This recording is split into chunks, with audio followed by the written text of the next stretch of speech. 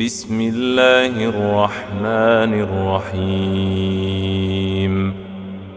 الحمد لله الذي أنزل على عبده الكتاب ولم يجعل له عوجا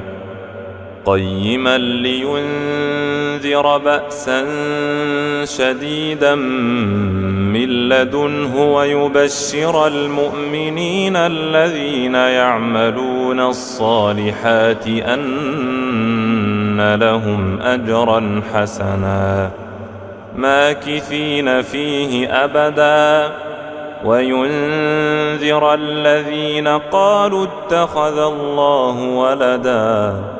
ما لهم به من علم ولا لآبائهم كبرت كلمة تخرج من أفواههم إن يقولون إلا كذبا فلعلك باخع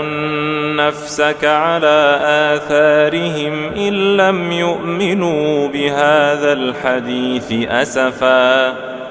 إنا جعلنا ما على الأرض زينة لها لنبلوهم أيهم أحسن عملا وإنا لجاعلون ما عليها صعيدا جرزا أم حسبت أن أصحاب الكهف والرقيم كانوا من آياتنا عجبا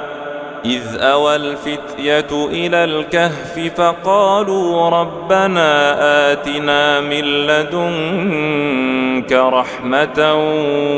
وهيئ لنا من أمرنا رشدا فضربنا على آذانهم في الكهف سنين عددا ثم بعثناهم لنعلم أي الحزبين أحصى لما لبثوا أمدا نحن نقص عليك نبأهم بالحق إنهم فتية آمنوا بربهم وزدناهم هدى وربطنا على قلوبهم إذ قاموا فقالوا ربنا رب السماوات والأرض لن ندعو من دونه إلها لقد قلنا إذا شططا هؤلاء قومنا اتخذوا من دونه آلهة لولا يأتون عليهم بسلطان بين فمن أظلم ممن افترى على الله كذبا وإذ اعتزلتموهم وما يعبدون إلا الله فأووا إلى الكهف ينشر لكم ربكم من رحمته ويهيئ لكم من أمركم مرفقا وترى الشمس إذا طلعت تزاور عن كهفهم ذات اليمين وإذا غربت تقرضهم ذات الشمال وهم في فجوة منه ذلك من آيات الله من يهد الله فهو المهتد ومن يضلل فلن تجد له وليا مرشدا وتحسبهم أيقاظا وهم رقود ونقلبهم ذات اليمين وذات الشمال وكلبهم باسط ذراعيه بالوصيد لو اطلعت عليهم لوليت منهم فرارا ولملئت منهم رعبا وكذلك بعثناهم ليتساءلوا بينهم قال قائل منهم كم لبثتم قالوا لبثنا يوما أو بعض يوم قالوا ربكم أعلم بما لبثتم فابعثوا أحدكم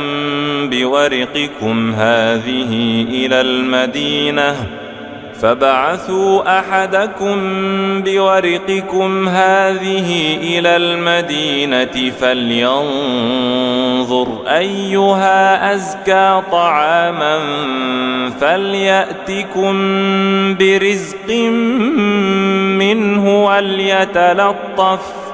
فليأتكم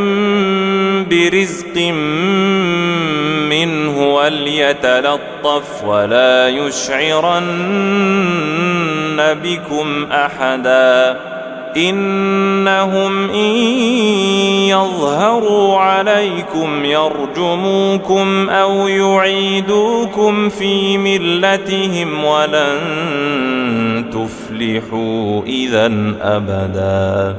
وكذلك أعثرنا عليهم ليعلموا أن وعد الله حق وأن الساعة لا ريب فيها إذ يتنازعون بينهم أمرهم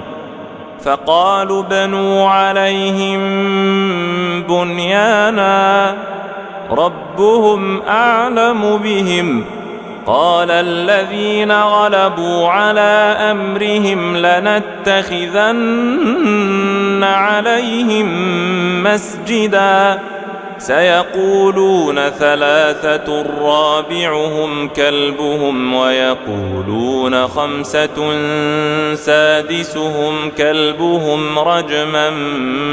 بالغيب ويقولون سبعة وثامنهم كلبهم قل ربي أعلم بعدتهم ما يعلمهم إلا قليل فلا تمار فيهم إلا مراء ظاهرا ولا تستفت فيهم منهم أحدا ولا تقولن لشيء إني فاعل ذلك غدا إلا أن يشاء الله واذكر ربك إذا نسيت وقل عسى أن يهديني ربي لأقرب من هذا رشدا ولبثوا في كهفهم 300 سنين وازدادوا 9 قل الله أعلم بما لبثوا له غيب السماوات والأرض أبصر به وأسمع ما لهم من دونه من ولي ولا يشرك في حكمه أحدا واتل ما أوحي إليك من كتاب ربك لا مبدل لكلماته ولن تجد من دونه ملتحدا واصبر نفسك مع الذين يدعون ربهم بالغداة والعشي يريدون وجهه ولا تعد عيناك عنهم تريد زينة الحياة الدنيا ولا تطع من أغفلنا قلبه عن ذكرنا واتبع هواه وكان أمره فرطا وقل الحق من ربكم فمن شاء فليؤمن ومن شاء فليكفر إنا إنا أعتدنا للظالمين نارا أحاط بهم سرادقها وإن يستغيثوا يغاثوا بماء كالمهل يشوي الوجوه بئس الشراب وساءت مرتفقا إن الذين آمنوا وعملوا الصالحات إنا لا نضيع أجر من أحسن عملا أولئك لهم جنات عدن تجري من تحتهم الأنهار يحلون فيها من أساور من ذهب ويلبسون ثيابا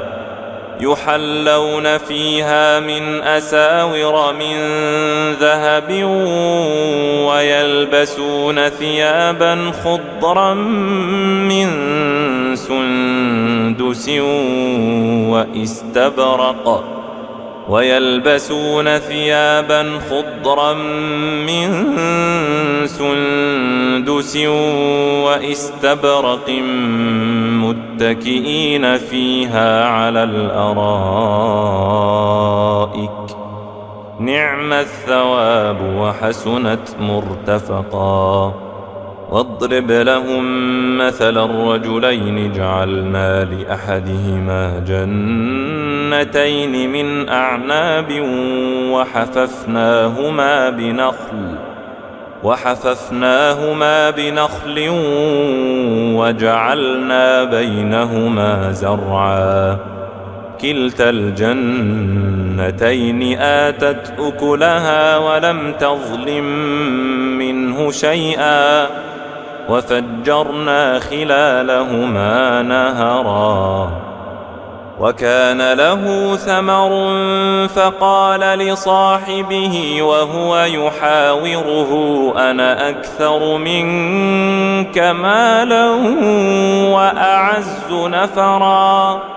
ودخل جنته وهو ظالم لنفسه قال ما أظن أن تبيد هذه أبدا وما أظن الساعة قائمة ولئن رددت إلى ربي لأجدن خيرا منها منقلبا قال له صاحبه وهو يحاوره أكفرت بالذي خلقك من تراب ثم من نطفة ثم سواك رجلا لكن هو الله ربي ولا أشرك بربي أحدا ولولا إذ دخلت جنتك قلت ما شاء الله لا قوة إلا بالله إن ترني أنا أقل منك مالا وولدا فعسى ربي أن يؤتيني خيرا من جنتك ويرسل عليها حسبانا من السماء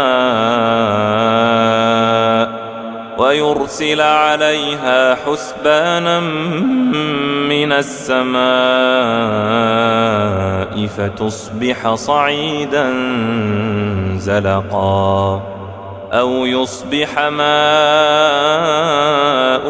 غورا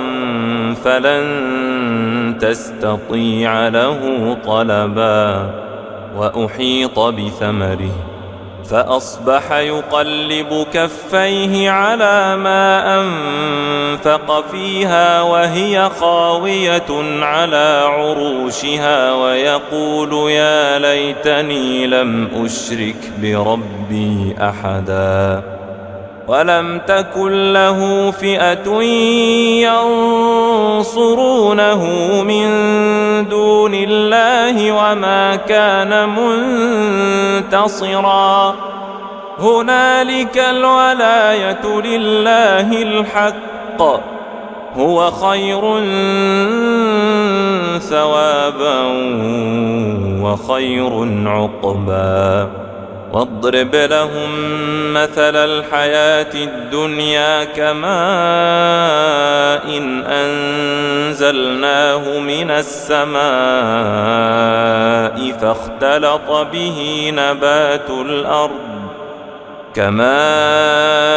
إن أنزلناه من السماء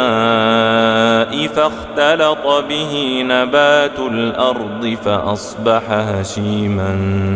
تذروه الرياح وكان الله على كل شيء مقتدرا المال والبنون زينة الحياة الدنيا والباقيات الصالحات خير عند ربك ثوابا وخير أملا ويوم نسير الجبال وترى الأرض بارزة وحشرناهم فلم نغادر منهم أحدا وعرضوا على ربك صفا لقد جئتمونا كما خلقناكم أول مرة بل زعمتم أن لن نجعل لكم موعدا ووضع الكتاب فترى المجرمين مشفقين مما فيه ويقولون يا ويلتنا ما لهذا الكتاب لا يغادر صغيرة ولا كبيرة إلا أحصاها ووجدوا ما عملوا حاضرا ولا يظلم ربك أحدا وإذ قلنا للملائكة اسجدوا لآدم فسجدوا إلا إبليس كان من الجن ففسق عن أمر ربه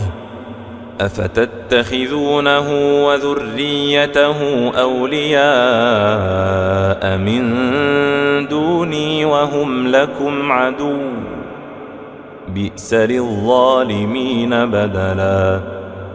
ما أشهدتهم خلق السماوات والأرض ولا خلق أنفسهم وما كنت متخذ المضلين عضدا ويوم يقول نادوا شركائي الذين زعمتم فدعوهم فلم يستجيبوا لهم وجعلنا بينهم موبقا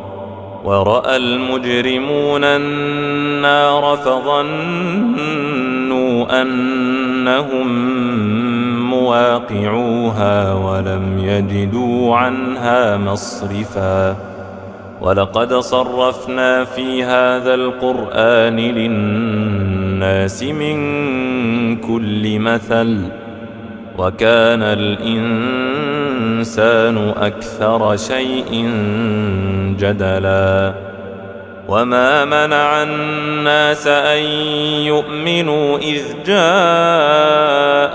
الهدى ويستغفروا ربهم إلا أن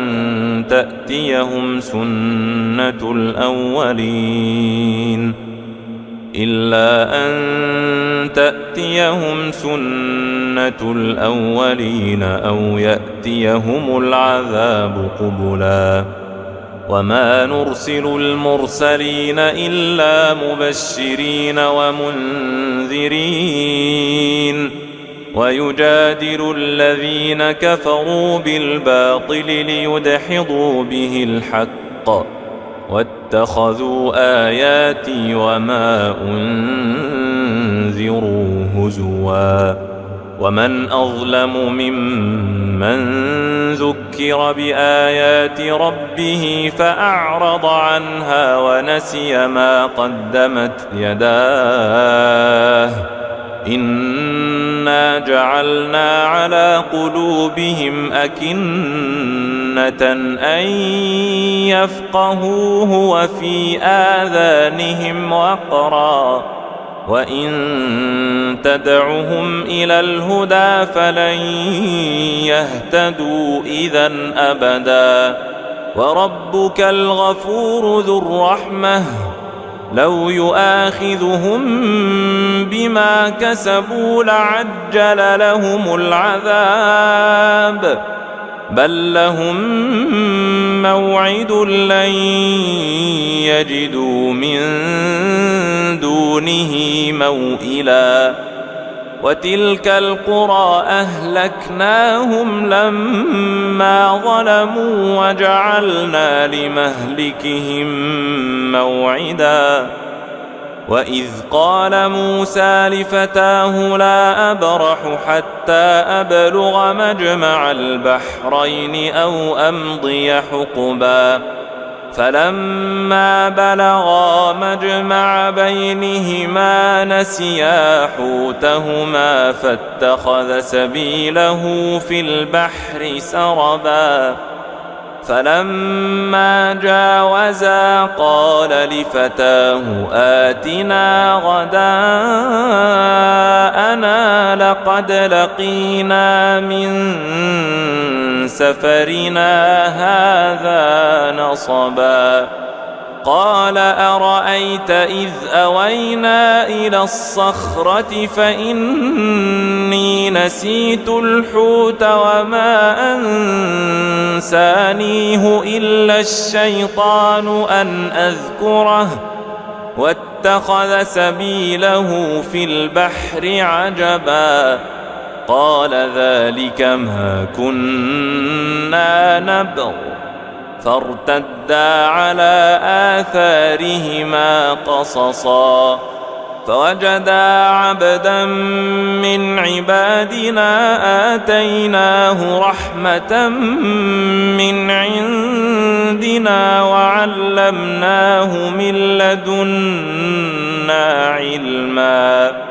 قال له موسى هل أتبعك على أن تعلمني مما علمت رشدا قال إنك لن تستطيع معي صبرا وكيف تصبر على ما لم تحط به خبرا قال ستجدني إن شاء الله صابرا ولا أعصي لك أمرا قال فإن اتبعتني فلا تسألني عن شيء حتى أحدث لك منه ذكرا فانطلقا حتى إذا ركبا في السفينة خرقها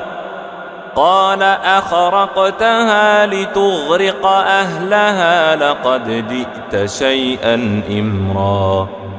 قال ألم أقل إنك لن تستطيع معي صبرا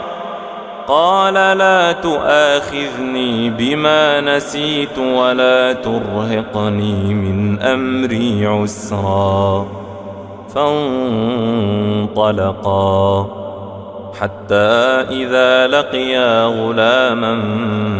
فقتله قال أقتلت نفسا زكية بغير نفس لقد جئت شيئا نكرا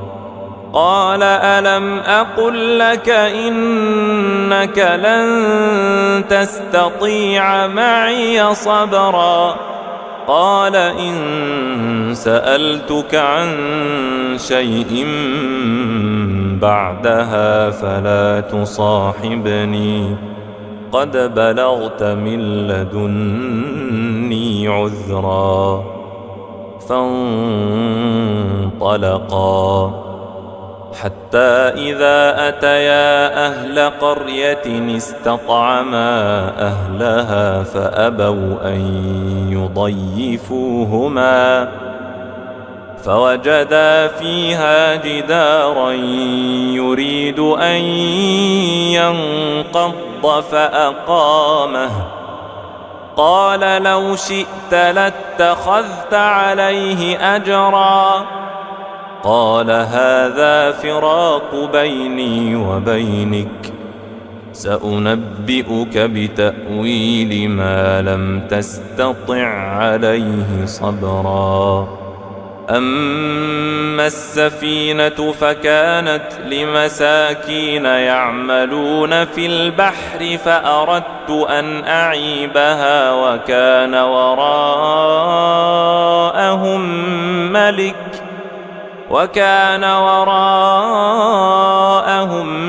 ملك يأخذ كل سفينة غصبا وأما الغلام فكان أبواه مؤمنين فخشينا أن يرهقهما طغيانا وكفرا فأردنا أن يبدلهما ربهما خيرا منه زكاة وأقرب رحما وأما الجدار فكان لغلامين يتيمين في المدينة وكان تحته كنز لهما وكان أبوهما صالحا فأراد ربك أن يبلغا أشدهما ويستخرجا كنزهما رحمة من ربك وما فعلته عن أمري ذلك تأويل ما لم تستطع عليه صبرا ويسألونك عن ذي القرنين قل سأتلو عليكم منه ذكرا إنا مكنا له في الأرض وآتيناه من كل شيء سببا فأتبع سببا حتى إذا بلغ مغرب الشمس وجدها تغرب في عين حمئة ووجد عندها قوما قلنا يا ذا القرنين إما أن تعذب وإما أن تتخذ فيهم حسنا قال أما من ظلم فسوف نعذبه ثم يرد إلى ربه فيعذبه عذابا نكرا وأما من آمن وعمل صالحا فله جزاء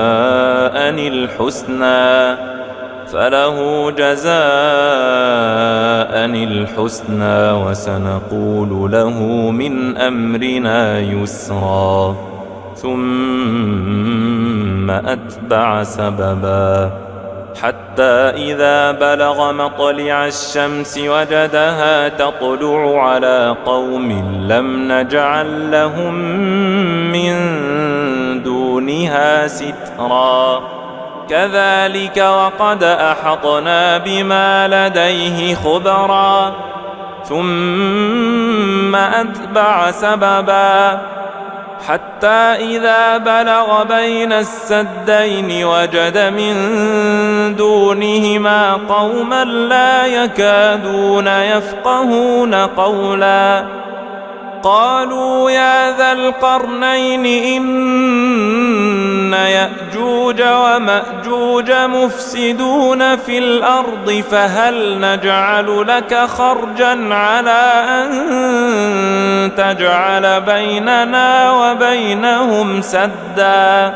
قال ما مكني فيه ربي خير فأعينوني بقوة أجعل بينكم وبينهم ردما آتوني زبر الحديد حتى إذا ساوى بين الصدفين قال انفخوا حتى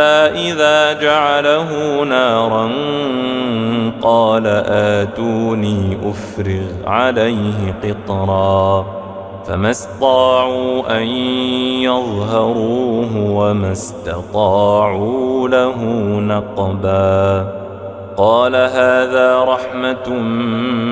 من ربي فإذا جاء وعد ربي جعله دكاء وكان وعد ربي حقا وتركنا بعضهم يومئذ يموج في بعض ونفخ في الصور فجمعناهم جمعا وعرضنا جهنم يومئذ للكافرين عرضا الذين كانت أعينهم في غطاء عن ذكري وكانوا لا يستطيعون سمعا أفحسب الذين كفروا أن يتخذوا عبادي من دوني أولياء إنا أعتدنا جهنم للكافرين نزلا قل هل ننبئكم بالأخسرين أعمالا الذين ضل سعيهم في الحياة الدنيا وهم يحسبون أنهم يحسنون صنعا أولئك الذين كفروا بآيات ربهم ولقائه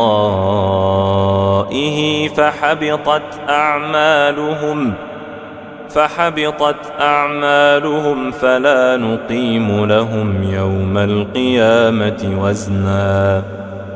ذلك جزاؤهم جهنم بما كفروا واتخذوا آياتي ورسلي هزوا إن الذين آمنوا وعملوا الصالحات كانت لهم جنات الفردوس نزلا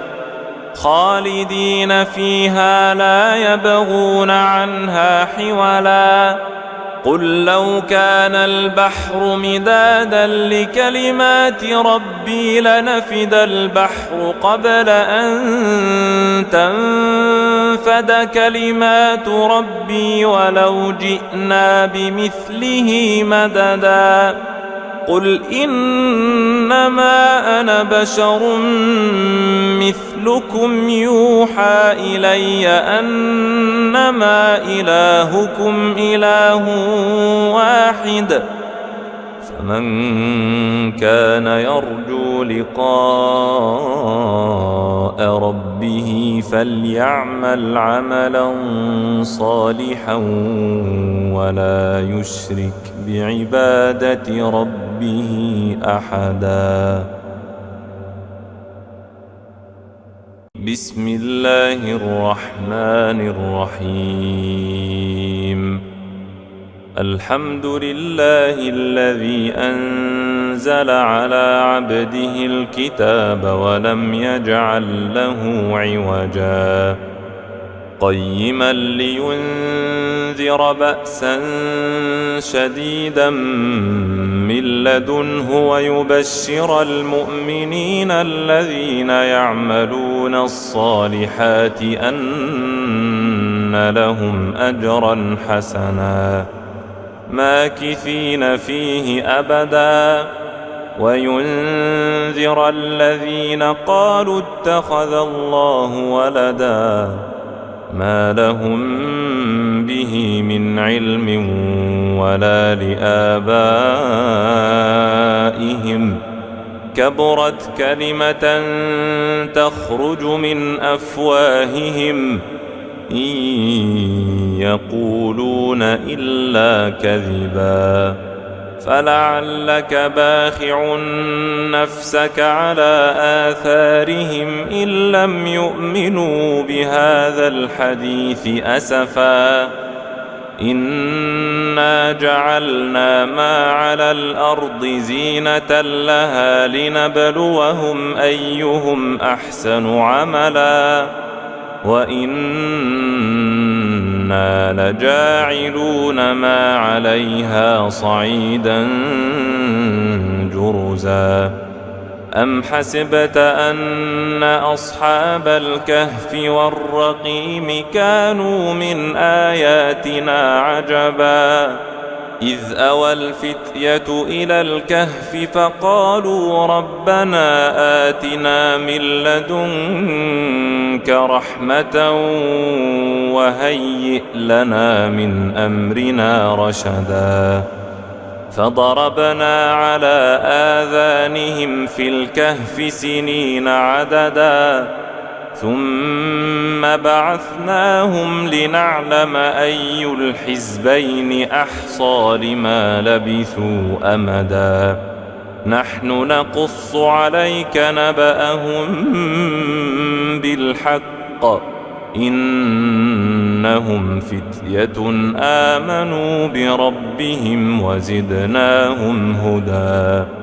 وربطنا على قلوبهم إذ قاموا فقالوا ربنا رب السماوات والأرض لن ندعو من دونه إلها لقد قلنا إذا شططا هؤلاء قومنا اتخذوا من دونه آلهة لولا يأتون عليهم بسلطان بين فمن أظلم ممن افترى على الله كذبا وإذ اعتزلتموهم وما يعبدون إلا الله فأووا إلى الكهف ينشر لكم ربكم من رحمته ويهيئ لكم من أمركم مرفقا وترى الشمس إذا طلعت تزاور عن كهفهم ذات اليمين وإذا غربت تقرضهم ذات الشمال وهم في فجوة منه ذلك من آيات الله من يهد الله فهو المهتد ومن يضلل فلن تجد له وليا مرشدا وتحسبهم أيقاظا وهم رقود ونقلبهم ذات اليمين وذات الشمال وكلبهم باسط ذراعيه بالوصيد لو اطلعت عليهم لوليت منهم فرارا ولملئت منهم رعبا وكذلك بعثناهم ليتساءلوا بينهم قال قائل منهم كم لبثتم قالوا لبثنا يوما أو بعض يوم قالوا ربكم أعلم بما لبثتم فابعثوا أحدكم بورقكم هذه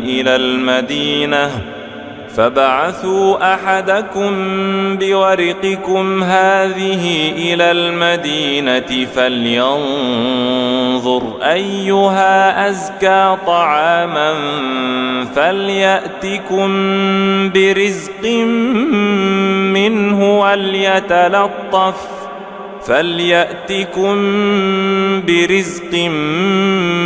منه وليتلطف ولا يشعرن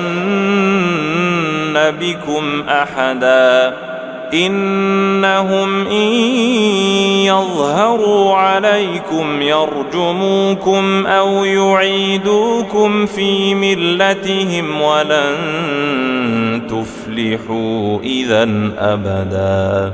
وكذلك أعثرنا عليهم ليعلموا أن وعد الله حق وأن الساعة لا ريب فيها إذ يتنازعون بينهم أمرهم فقالوا بنوا عليهم بنيانا ربهم أعلم بهم قال الذين غلبوا على أمرهم لنتخذن عليهم مسجدا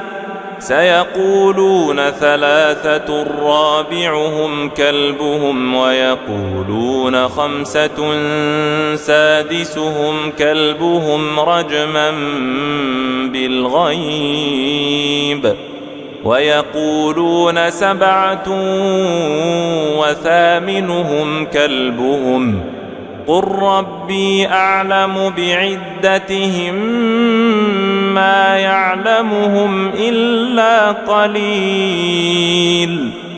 فلا تمار فيهم إلا مراء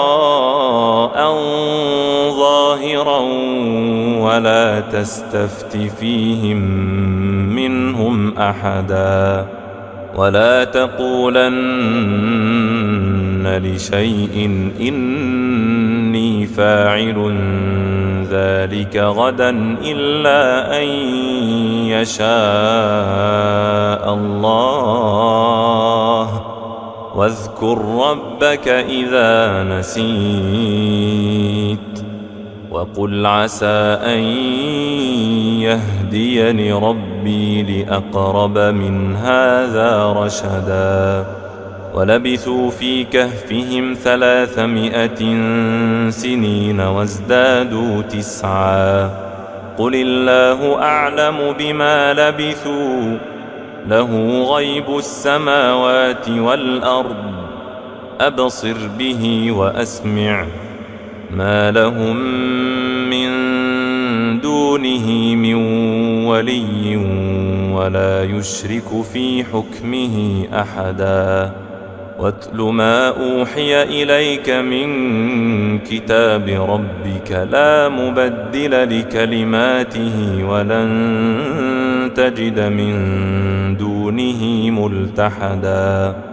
واصبر نفسك مع الذين يدعون ربهم بالغداة والعشي يريدون وجهه ولا تعد عيناك عنهم تريد زينة الحياة الدنيا ولا تطع من أغفلنا قلبه عن ذكرنا واتبع هواه وكان أمره فرطا وقل الحق من ربكم فمن شاء فليؤمن ومن شاء فليكفر إنا أعتدنا للظالمين نارا أحاط بهم سرادقها وإن يستغيثوا يغاثوا بماء كالمهل يشوي الوجوه بئس الشراب وساءت مرتفقا إن الذين آمنوا وعملوا الصالحات إنا لا نضيع أجر من أحسن عملا أولئك لهم جنات عدن تجري من تحتهم الأنهار يحلون فيها من أساور من ذهب ويلبسون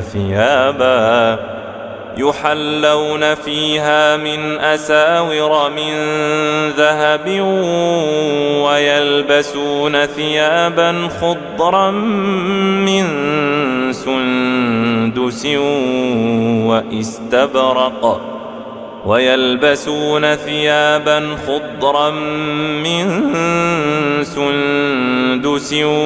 واستبرق متكئين فيها على الأرائك نعم الثواب وحسنت مرتفقا. واضرب لهم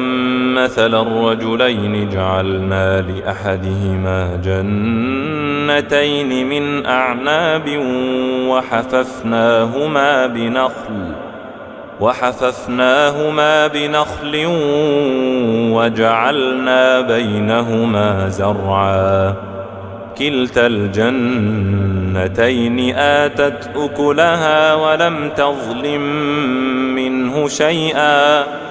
وفجرنا خلالهما نهرا. وكان له ثمر فقال لصاحبه وهو يحاوره أنا أكثر منك مالا وأعز نفرا.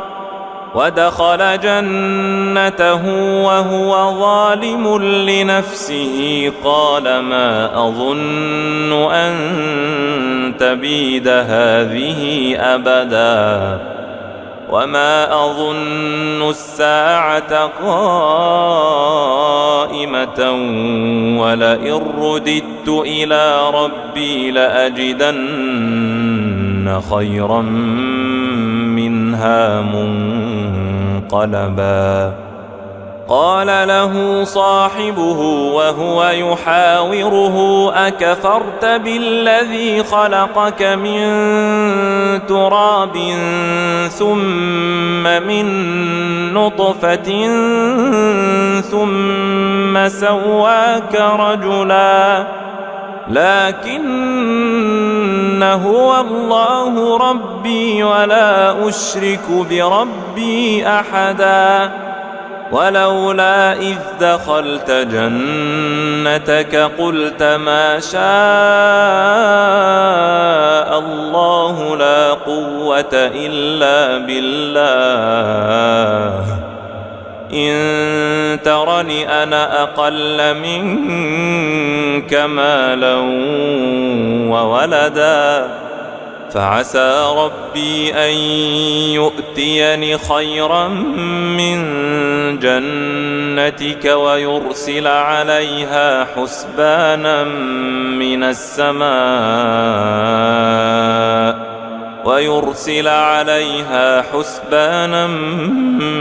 السماء فتصبح صعيدا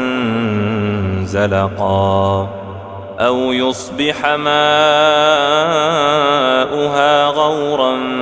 فلن تستطيع له طلبا. وأحيط بثمره فأصبح يقلب كفيه على ما أنفق فيها وهي خاوية على عروشها ويقول يا ليتني لم أشرك بربي أحدا. ولم تكن له فئة ينصرونه من دون الله وما كان منتصرا. هنالك الولاية لله الحق هو خير ثوابا وخير عقبا. واضرب لهم مثل الحياة الدنيا كماء إن أنزلناه من السماء فاختلط به كماء أنزلناه من السماء فاختلط به نبات الأرض فأصبح هشيما تذروه الرياح وكان الله على كل شيء مقتدرا.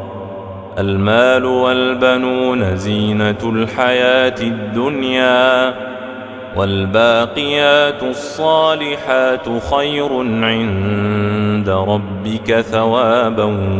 وخير أملا. ويوم نسير الجبال وترى الأرض بارزة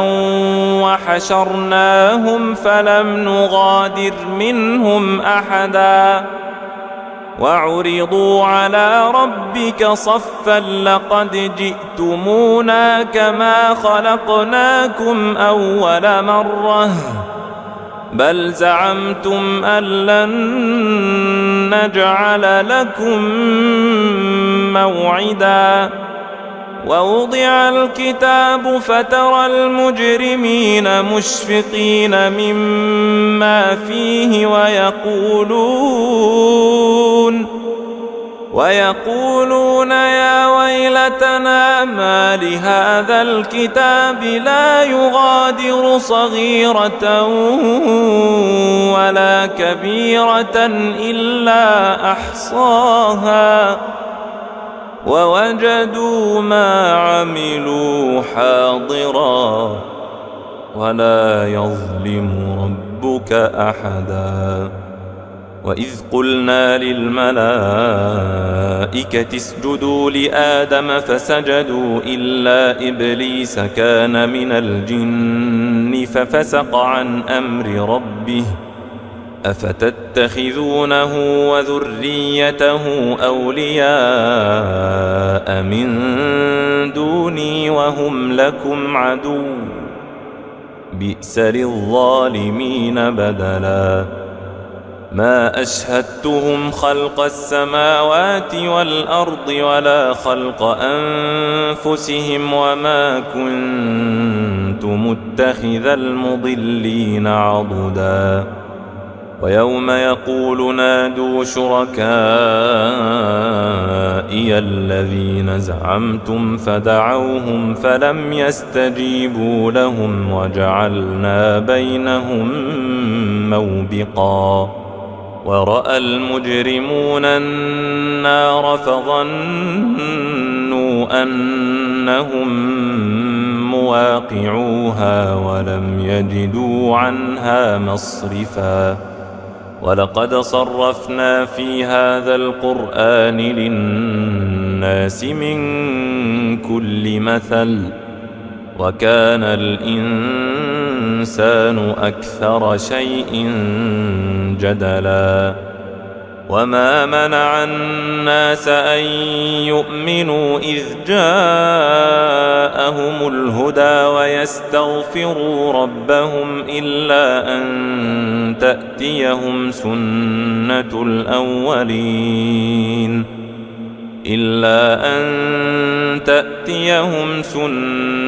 الأولين أو يأتيهم العذاب قبلا. وما نرسل المرسلين إلا مبشرين ومنذرين ويجادل الذين كفروا بالباطل ليدحضوا به الحق واتخذوا آياتي وما أنذروا هزوا. ومن أظلم ممن ذكر بآيات ربه فأعرض عنها ونسي ما قدمت يداه إنا جعلنا على قلوبهم أكنة أن يفقهوه وفي آذانهم وقرا وإن تدعهم إلى الهدى فلن يهتدوا إذا أبدا. وربك الغفور ذو الرحمة لو يؤاخذهم بما كسبوا لعجل لهم العذاب بل لهم موعد لن يجدوا من دونه موئلا وتلك القرى أهلكناهم لما ظلموا وجعلنا لمهلكهم موعدا وإذ قال موسى لفتاه لا أبرح حتى أبلغ مجمع البحرين أو أمضي حقبا فلما بلغا مجمع بينهما نسيا حوتهما فاتخذ سبيله في البحر سربا فلما جاوزا قال لفتاه آتنا غداءنا لقد لقينا من سفرنا هذا نصبا قال أرأيت إذ أوينا إلى الصخرة فإني نسيت الحوت وما أنسانيه إلا الشيطان أن أذكره واتخذ سبيله في البحر عجبا قال ذلك ما كنا نبغ فارتدا على آثارهما قصصا فوجدا عبدا من عبادنا آتيناه رحمة من عندنا وعلمناه من لدنا علما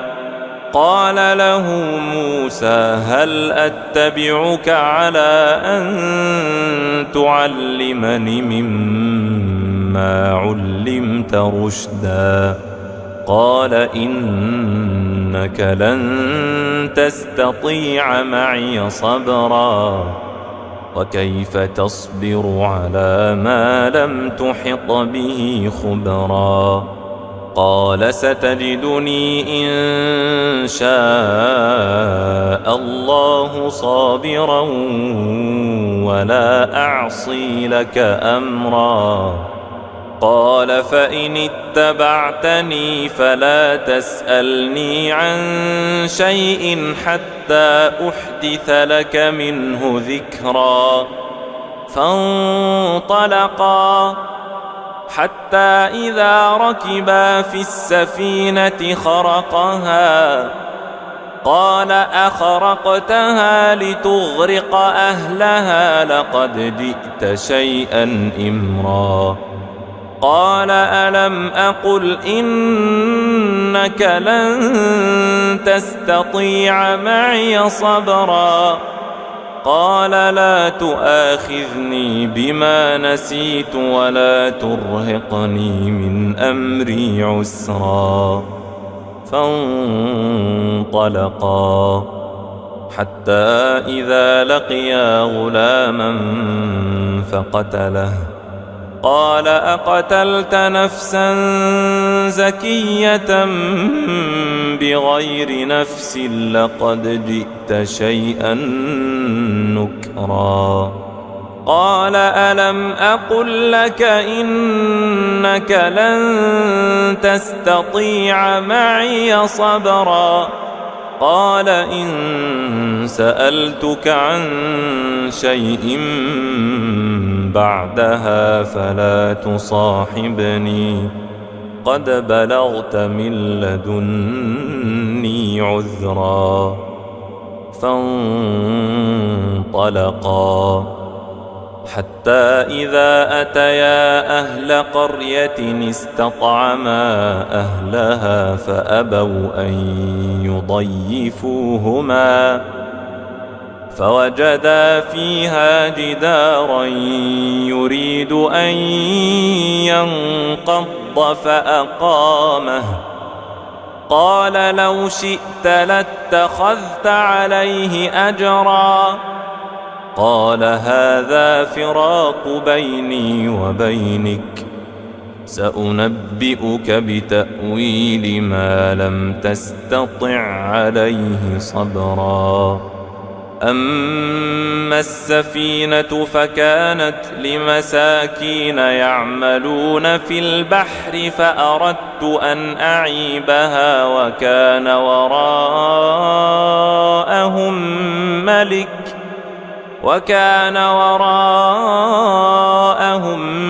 ملك يأخذ كل سفينة غصبا وأما الغلام فكان أبواه مؤمنين فخشينا أن يرهقهما طغيانا وكفرا فأردنا أن يبدلهما ربهما خيرا منه زكاة وأقرب رحما وأما الجدار فكان لغلامين يتيمين في المدينة وكان تحته كنز لهما وكان أبوهما صالحا فأراد ربك أن يبلغا أشدهما ويستخرجا كنزهما رحمة من ربك وما فعلته عن أمري ذلك تأويل ما لم تسطع عليه صبرا ويسألونك عن ذي القرنين قل سأتلو عليكم منه ذكرا إنا مكنا له في الأرض وآتيناه من كل شيء سببا فأتبع سببا حتى إذا بلغ مغرب الشمس وجدها تغرب في عين حمئة ووجد عندها قوما قلنا يا ذا القرنين إما أن تعذب وإما أن تتخذ فيهم حسنا قال أما من ظلم فسوف نعذبه ثم يرد إلى ربه فيعذبه عذابا نكرا وأما من آمن وعمل صالحا فله جزاء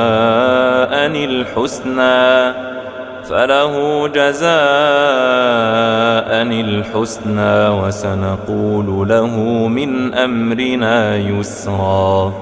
ثم أتبع سببا حتى إذا بلغ مطلع الشمس وجدها تطلع على قوم لم نجعل لهم من دونها سترا كذلك وقد أحطنا بما لديه خبرا ثم أتبع سببا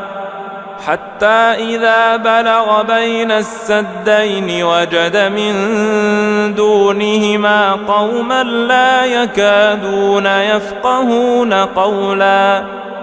قالوا يا ذا القرنين إن يأجوج ومأجوج مفسدون في الأرض فهل نجعل لك خرجا على أن تجعل بيننا وبينهم سدا قال ما مكني فيه ربي خير فأعينوني بقوة أجعل بينكم وبينهم ردما آتوني زبر الحديد حتى إذا ساوى بين الصدفين قال انفخوا حتى إذا جعله نارا قال آتوني أفرغ عليه قطرا فما استطاعوا أن يظهروه وما استطاعوا له نقبا. قال هذا رحمة من ربي فإذا جاء وعد ربي جعله دكاء وكان وعد ربي حقا. وتركنا بعضهم يومئذ يموج في بعض ونفخ في الصور فجمعناهم جمعا وعرضنا جهنم يومئذ للكافرين عرضا. الذين كانت أعينهم في غطاء عن ذكري وكانوا لا يستطيعون سمعا. أفحسب الذين كفروا أن يتخذوا عبادي من دوني أولياء إنا أعتدنا جهنم للكافرين نزلا. قل هل ننبئكم بالأخسرين أعمالا الذين ضل سعيهم في الحياة الدنيا وهم يحسبون أنهم يحسنون صنعا. أولئك الذين كفروا بآيات ربهم ولقائه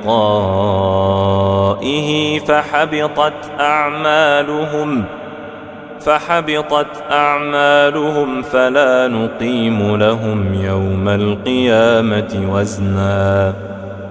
ذلك جزاؤهم جهنم بما كفروا واتخذوا آياتي ورسلي هزوا. إن الذين آمنوا وعملوا الصالحات كانت لهم جنات الفردوس نزلا خالدين فيها لا يبغون عنها حولا.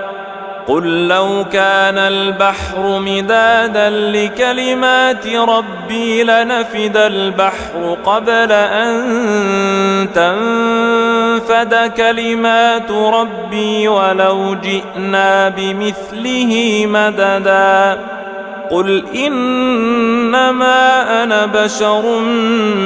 مثلكم يوحى إلي أنما إلهكم إله واحد فمن كان يرجو لقاء ربه فليعمل عملا صالحا ولا يشرك بعبادة ربه أحدا. بسم الله الرحمن الرحيم.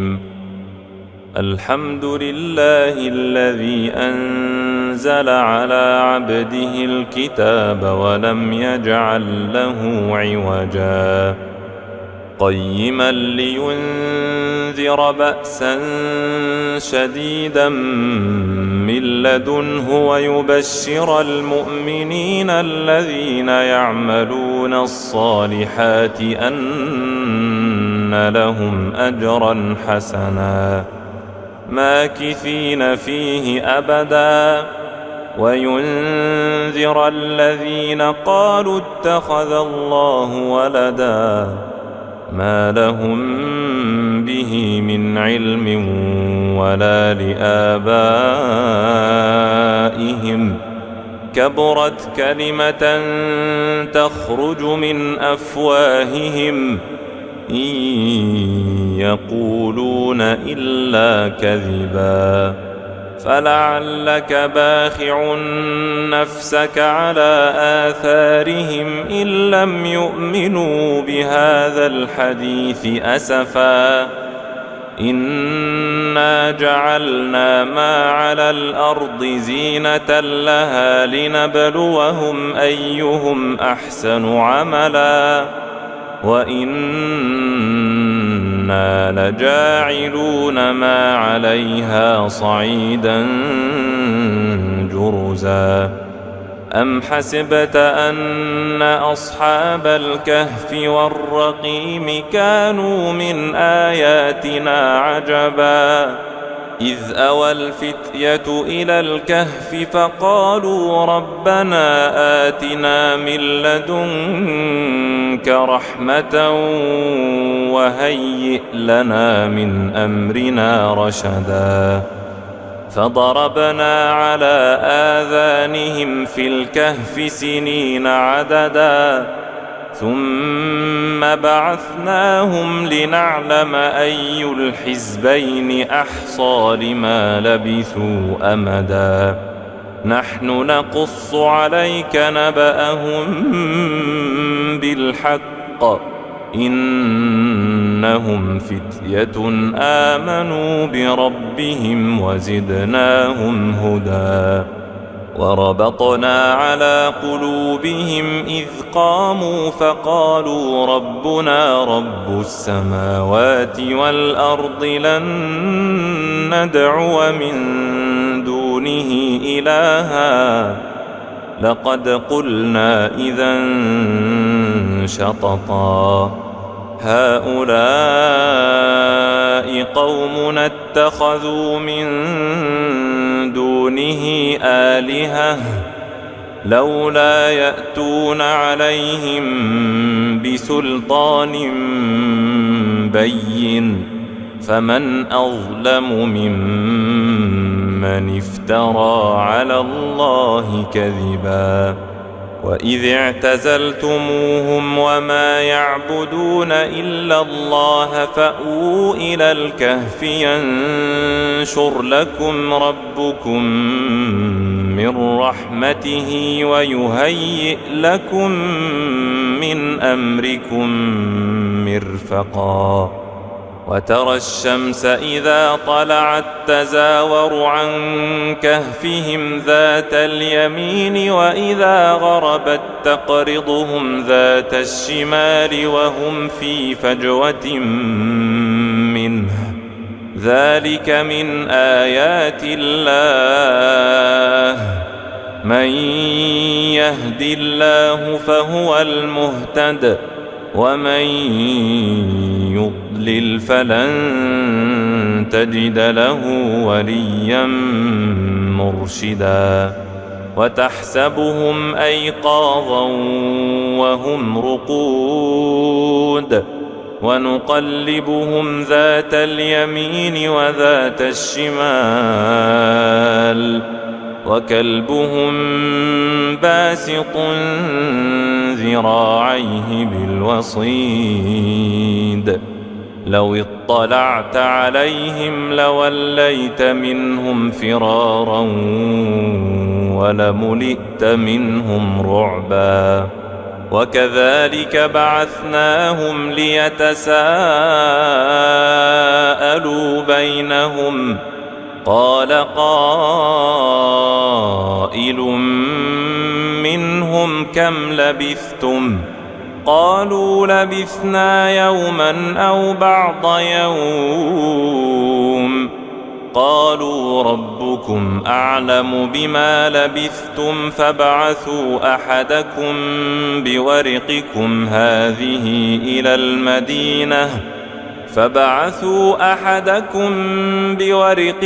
هذه إلى المدينة فلينظر أيها أزكى طعاما فليأتكم برزق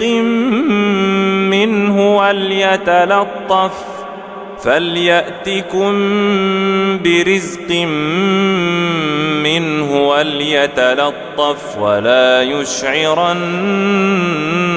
بكم أحدا إنهم إن يظهروا عليكم يرجموكم أو يعيدوكم في ملتهم ولن تفلحوا إذا أبدا وكذلك أعثرنا عليهم ليعلموا أن وعد الله حق وأن الساعة لا ريب فيها إذ يتنازعون بينهم أمرهم فقالوا بنوا عليهم بنيانا ربهم أعلم بهم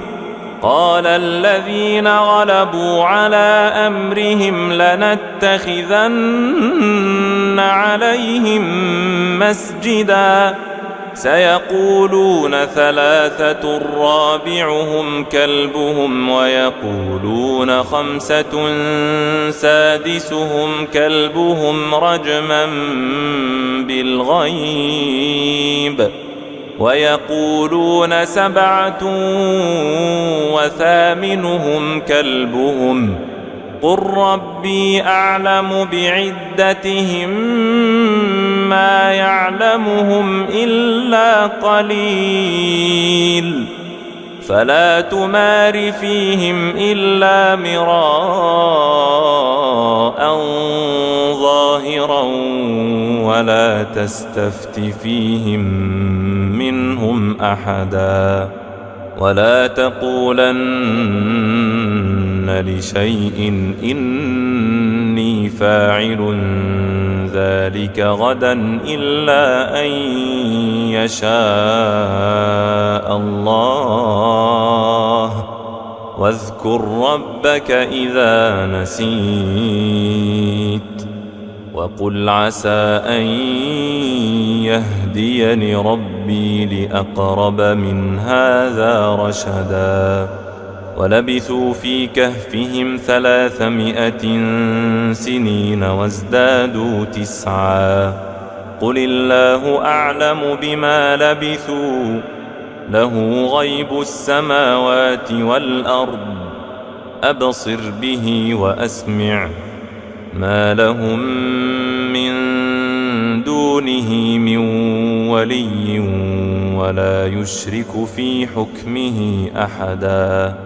واتل ما أوحي إليك من كتاب ربك لا مبدل لكلماته ولن تجد من دونه ملتحدا واصبر نفسك مع الذين يدعون ربهم بالغداة والعشي يريدون وجهه ولا تعد عيناك عنهم تريد زينة الحياة الدنيا ولا تطع من أغفلنا قلبه عن ذكرنا واتبع هواه وكان أمره فرطا وقل الحق من ربكم فمن شاء فليؤمن ومن شاء فليكفر إنا أعتدنا للظالمين نارا أحاط بهم سرادقها وإن يستغيثوا يغاثوا بماء كالمهل يشوي الوجوه بئس الشراب وساءت مرتفقا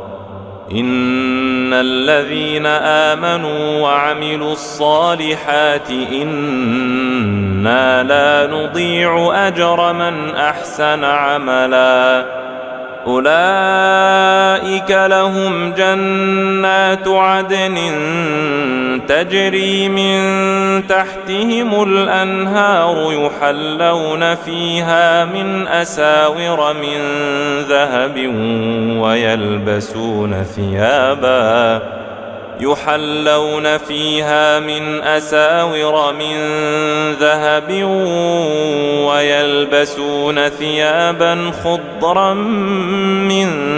سندس سندس واستبرق ويلبسون ثيابا خضرا من سندس واستبرق متكئين فيها على الأرائك نعم الثواب وحسنت مرتفقا. واضرب لهم مثلا الرجلين جعلنا لأحدهما جنتين من أعناب وحففناهما بنخل وجعلنا بينهما زرعا كلتا الجنتين آتت أكلها ولم تظلم منه شيئا وفجرنا خلالهما نهرا. وكان له ثمر فقال لصاحبه وهو يحاوره أنا أكثر منك مالا وأعز نفرا. ودخل جنته وهو ظالم لنفسه قال ما أظن أن تبيد هذه أبدا وما أظن الساعة قائمة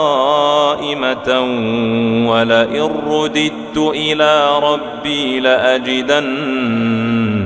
خيرا منها منقلبا. قال له صاحبه وهو يحاوره أكفرت بالذي خلقك من تراب ثم من نطفة ثم سواك رجلا لكن هو الله ربي ولا أشرك بربي أحدا. ولولا إذ دخلت جنتك قلت ما شاء الله لا قوة إلا بالله إن ترني أنا أقل منك مالا وولدا فعسى ربي أن يؤتيني خيرا من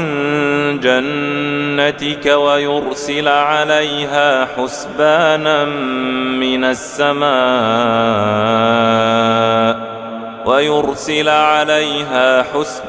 من السماء فتصبح صعيدا زلقا أو يصبح ماؤها غورا فلن تستطيع له طلبا. وأحيط بثمره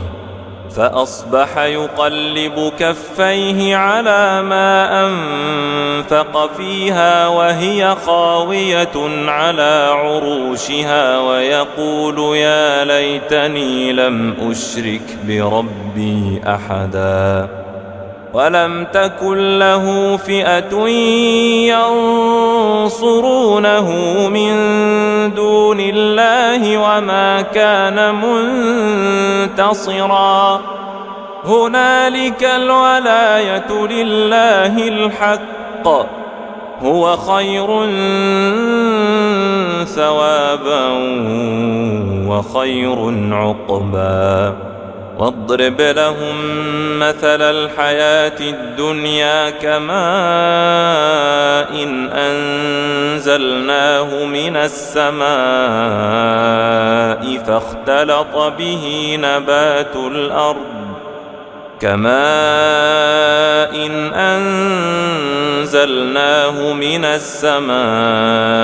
فاختلط به نبات الأرض فأصبح هشيما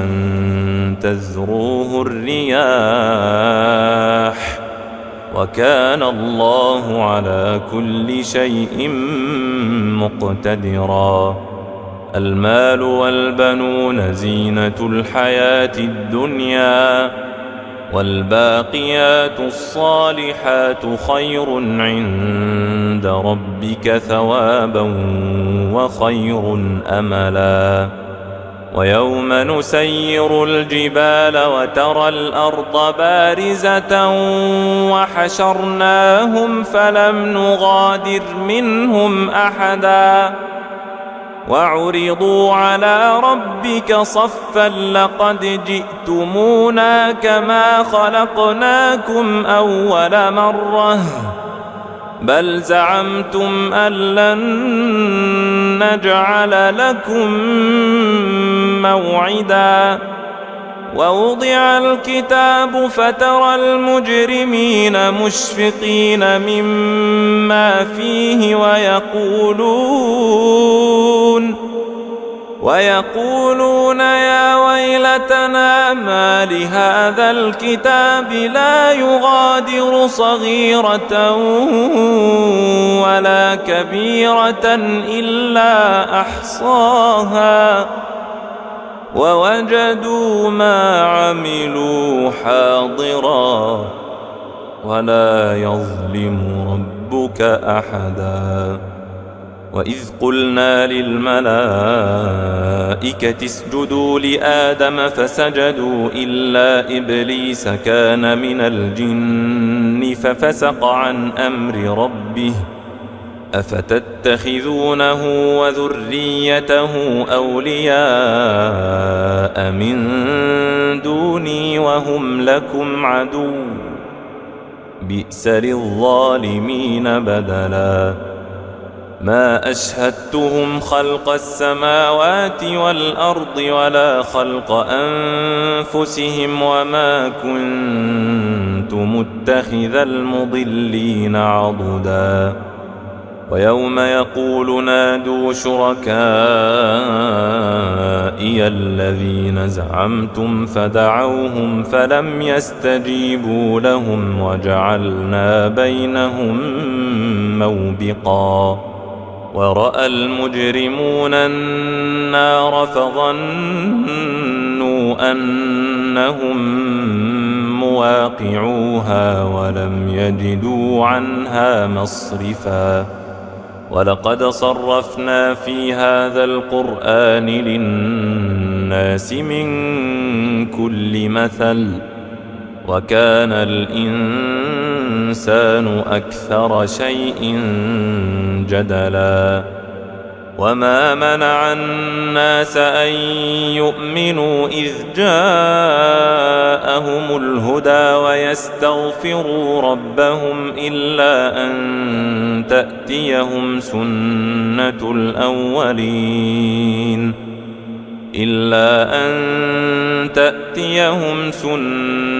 الأولين أو يأتيهم العذاب قبلا. وما نرسل المرسلين إلا مبشرين ومنذرين ويجادل الذين كفروا بالباطل ليدحضوا به الحق واتخذوا آياتي وما أنذروا هزوا. ومن أظلم ممن ذكر بآيات ربه فأعرض عنها ونسي ما قدمت يداه إنا جعلنا على قلوبهم أكنة أن يفقهوه وفي آذانهم وقرا وإن تدعهم إلى الهدى فلن يهتدوا إذا أبدا. وربك الغفور ذو الرحمة لو يؤاخذهم بما كسبوا لعجل لهم العذاب بل لهم موعد لن يجدوا من دونه موئلا. وتلك القرى أهلكناهم لما ظلموا وجعلنا لمهلكهم موعدا وإذ قال موسى لفتاه لا أبرح حتى أبلغ مجمع البحرين أو أمضي حقبا فلما بلغا مجمع بينهما نسيا حوتهما فاتخذ سبيله في البحر سربا فلما جاوزا قال لفتاه آتنا غداءنا لقد لقينا من سفرنا هذا نصبا قال أرأيت إذ أوينا إلى الصخرة فإني نسيت الحوت وما أنسانيه إلا الشيطان أن أذكره واتخذ سبيله في البحر عجبا قال ذلك ما كنا نبغ فارتدا على آثارهما قصصا فوجدا عبدا من عبادنا آتيناه رحمة من عندنا وعلمناه من لدنا علما قال له موسى هل أتبعك على أن تعلمني مما علمت رشدا قال إنك لن تستطيع معي صبرا وكيف تصبر على ما لم تحط به خبرا قال ستجدني إن شاء الله صابرا ولا أعصي لك أمرا قال فإن اتبعتني فلا تسألني عن شيء حتى أحدث لك منه ذكرا فانطلقا حتى إذا ركبا في السفينة خرقها قال أخرقتها لتغرق أهلها لقد جئت شيئا إمرا قال ألم أقل إنك لن تستطيع معي صبرا قال لا تؤاخذني بما نسيت ولا ترهقني من أمري عسرا فانطلقا حتى إذا لقيا غلاما فقتله قال أقتلت نفسا زكية بغير نفس لقد جئت شيئا نكرا قال ألم أقل لك إنك لن تستطيع معي صبرا قال إن سألتك عن شيء بعدها فلا تصاحبني قد بلغت من لدني عذرا فانطلقا حتى إذا أتيا أهل قرية استطعما أهلها فأبوا أن يضيفوهما فوجدا فيها جدارا يريد أن ينقض فأقامه قال لو شئت لاتخذت عليه أجرا قال هذا فراق بيني وبينك سأنبئك بتأويل ما لم تستطع عليه صبرا أما السفينة فكانت لمساكين يعملون في البحر فأردت أن أعيبها وكان وراءهم ملك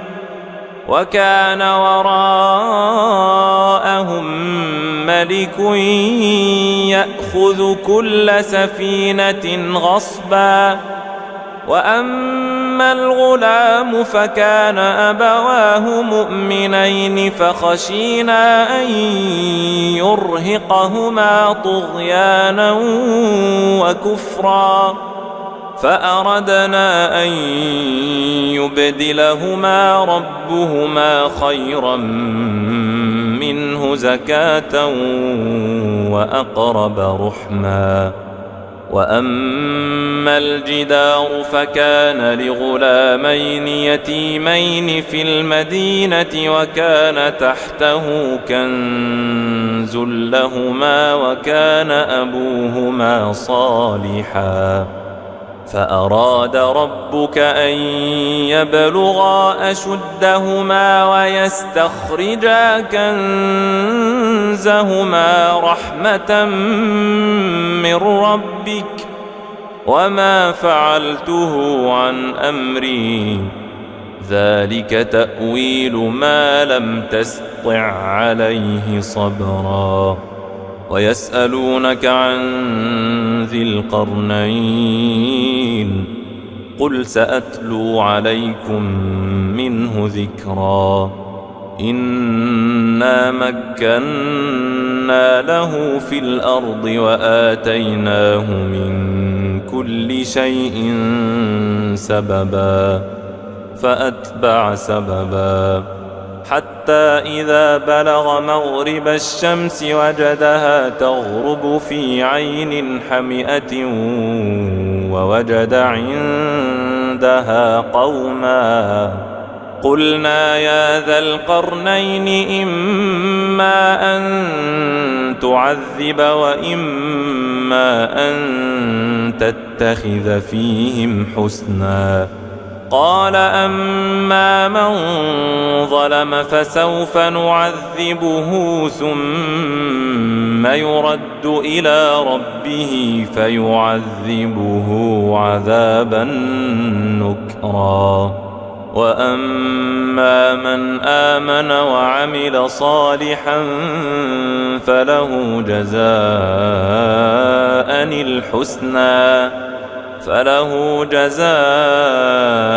الحسنى وسنقول له من أمرنا يسرا. ثم أتبع سببا حتى إذا بلغ مطلع الشمس وجدها تطلع على قوم لم نجعل لهم من دونها سترا، كذلك وقد أحطنا بما لديه خبرا. ثم أتبع سببا حتى إذا بلغ بين السدين وجد من دونهما قوما لا يكادون يفقهون قولا. قالوا يا ذا القرنين إن يأجوج ومأجوج مفسدون في الأرض فهل نجعل لك خرجا على أن تجعل بيننا وبينهم سدا؟ قال ما مكني فيه ربي خير فأعينوني بقوة أجعل بينكم وبينهم ردما. آتوني زبر الحديد حتى إذا ساوى بين الصدفين قال انفخوا، حتى إذا جعله نارا قال آتوني أفرغ عليه قطرا، فما استطاعوا أن يظهروه وما استطاعوا له نقبا. قال هذا رحمة من ربي، فإذا جاء وعد ربي جعله دكا وكان وعد ربي حقا. وتركنا بعضهم يومئذ يموج في بعض ونفخ في الصور فجمعناهم جمعا وعرضنا جهنم يومئذ للكافرين عرضا الذين كانت أعينهم في غطاء عن ذكري وكانوا لا يستطيعون سمعا أفحسب الذين كفروا أن يتخذوا عبادي من دوني أولياء إنا أعتدنا جهنم للكافرين نزلا قل هل ننبئكم بالأخسرين أعمالا الذين ضل سعيهم في الحياة الدنيا وهم يحسبون أنهم يحسنون صنعا أولئك الذين كفروا بآيات ربهم ولقائه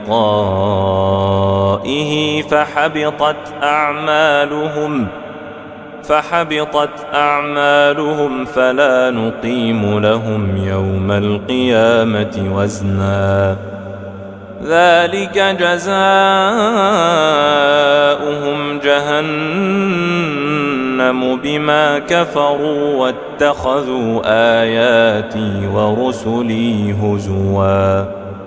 إن الذين آمنوا وعملوا الصالحات كانت لهم جنات الفردوس نزلا خالدين فيها لا يبغون عنها حولا قل لو كان البحر مدادا لكلمات ربي لنفد البحر قبل أن تنفد كلمات ربي ولو جئنا بمثله مددا قل إنما أنا بشر مثلكم يوحى إلي أنما إلهكم إله واحد فمن كان يرجو لقاء ربه فليعمل عملا صالحا ولا يشرك بعبادة ربه